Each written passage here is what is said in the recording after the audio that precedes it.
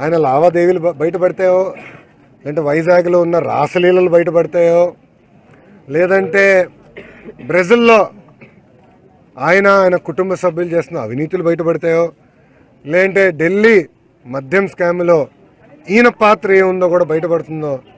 అందుకే భయపడి పోలీసులకి ఇప్పుడు యావత్ ఆంధ్ర రాష్ట్ర పోలీస్ డీజీ గారి దగ్గర నుంచి కానిస్టేబుల్ గారి వరకు విజయసాయి రెడ్డి గారి ఫోన్ ఎక్కడుందని వెతుకుతున్నాం.